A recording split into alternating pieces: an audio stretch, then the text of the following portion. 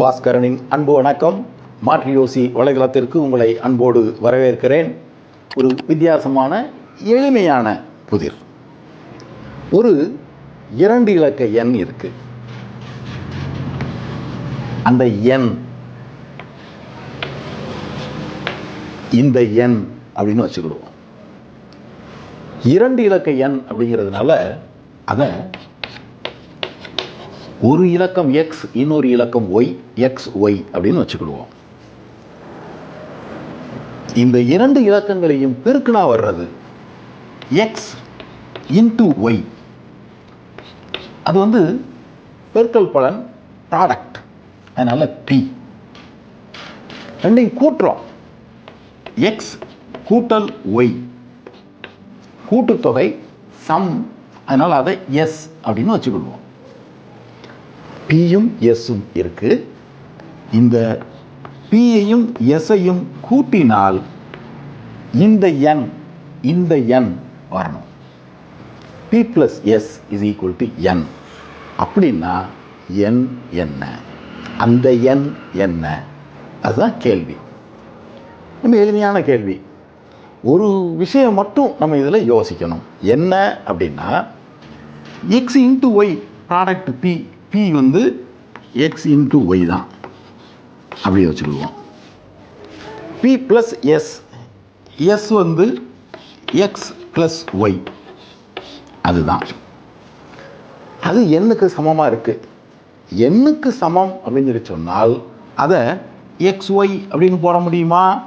போட்டால் என்ன அர்த்தம்? அதுக்கு எக்ஸ் ஒய் அப்படிங்கிறது ஒரு குறியீடு. அதில் எக்ஸ் 10கள் இருக்குது, ஒய் 1கள் இருக்குது. அதான் அதுக்கு அர்த்தம். அதனால் இந்த எக்ஸ் ஒய்ன்னு போட்டால் அது எக்ஸ் ஒய்யையும் பெருக்கிறதா, என்ன அர்த்தம் அப்படின்லாம் நம்ம யோசிக்கக்கூடாது.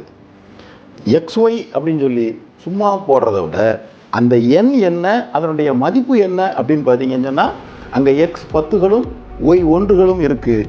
அதனால் இதனுடைய மதிப்பு இது எதுக்கு சமமாக இருக்கும் அப்படின்னு பார்த்தீங்கன்னா 10x ப்ளஸ் ஒய். சரியா? உங்களுக்கு 59 அப்படின்னு இருக்குது. இதுதான் அந்த 2 இலக்க எண் அப்படின்னு சொல்லி சொன்னால் அது 5 × 10 ப்ளஸ் 9. 9 1கள், 5 10கள். அதான் அதுக்கு அர்த்தம். அதனால் இப்படி தான் அதை எழுதணும். இப்போ இந்த சமன்பாட்டை நம்ம சால்வ் பண்ணோம்னு சொன்னால் விடை ஓடி வரும். எப்படி சால்வ் பண்ணுறது? இங்கே ஒரு ஒய் இருக்குது, இங்கே ஒரு ஒய் இருக்குது, அடி ஓடிடுச்சு. இனி இங்கே ஒரு எக்ஸ் இருக்குது, இங்கே 10 எக்ஸ் இருக்குது. இந்த எக்ஸை அந்த பக்கத்தில் கொண்டு போனீங்கன்னா இந்த எக்ஸ் இன்ட்டு ஒய் இருக்குது, அது அந்த பக்கத்தில் 9 எக்ஸாக ஆகுது. இதுதான் சமன்பாடு. ஆன்சருக்கு வந்துட்டோம் நம்ம.